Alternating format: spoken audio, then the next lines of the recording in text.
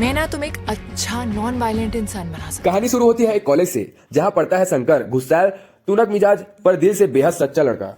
उसी कॉलेज में आती है मुक्ति, जो एक खास प्रोजेक्ट लेकर आई है, इंसान की खुशी और गुस्से को कैसे कंट्रोल किया जाए। मुक्ति बार बार कोशिश करती है कि शंकर का गुस्सा कम हो, लेकिन शंकर तो शंकर है, उसकी आग बुझती नहीं। फिर भी शंकर उसके करीब आता है और धीरे धीरे उसे प्यार करने लगता है। मुक्ति शुरू से साफ कह देती है कि मैं काम करने के लिए बात कर रही हूँ, इसे प्यार मत समझना, लेकिन दिल कब किसी की सुनता है। शंकर इजहार कर देता है और मुक्ति मना कर देती है। मुक्ति उसे समझाने के लिए शंकर के घर भी जाती है, लेकिन वहां उसकी गरीबी हालत देखकर कुछ बोल नहीं पाती। फिर वह शंकर को अपने घर बुलाती है ताकि उसके आईएएस पिता से बात हो सके, लेकिन मुक्ति के पिता रौब से भरे अहंकारी शंकर का मजाक उड़ाते हैं, उनको जलील भी करते हैं और कहते हैं पहले यूपीएससी का पहला एग्जाम क्लियर करके आओ, फिर मेरी बेटी से बात करना। यही बात शंकर की रगों में आग की तरह दौड़ जाती है। वह 3 साल तक जान तोड़ मेहनत करता है और आखिरकार यूपीएससी प्रीमियर क्लियर कर लेता है। लेकिन जब वह खुशी खुशी मुक्ति के पास जाता है, उसकी दुनिया बिखर जाती है, क्योंकि मुक्ति की सगाई किसी और से हो चुकी होती है।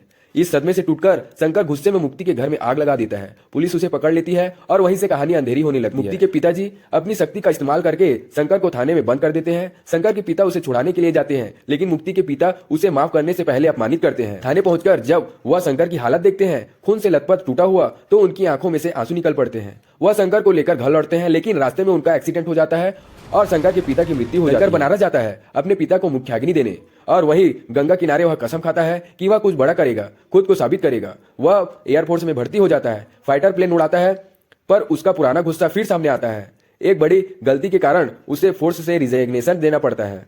मुक्ति वापस आती है। इस बार सच में वो शंकर के साथ खड़ा होना चाहती है, उसे ठीक करना चाहती है, लेकिन रिपोर्ट आती है कि अब शंकर फोर्स में वापस नहीं जा सकता। यहीं से कहानी अपने सबसे भावुक मोड़ पर आती है। मुक्ति रोते हुए शंकर से कहती है, मैं तुमसे प्यार करती हूँ, मैं इतने सालों से तुम्हारा इंतजार कर रही हूँ। उससे पहले जो शंकर के कानों में पड़ा वह ऐसा सच था कि जिसे कोई लड़का बर्दाश्त नहीं कर पाए। उसके बाद क्या हुआ, कौन जिंदा रहा कौन नहीं, और वह आखिरी रात कैसी थी जब दो लोग एक दूसरे को चाहते भी थे और नफरत भी करते थे। एक ही पल में सब कुछ खो बैठे। कहानी वहीं जाकर ठहर जाती है जहां दर्शक की, और यही है तेरे इश्क में, एक इश्क जो प्यार से ज्यादा दर्द देता है और मौत से ज्यादा बड़ा सस्पेंस छोड़कर जाता है।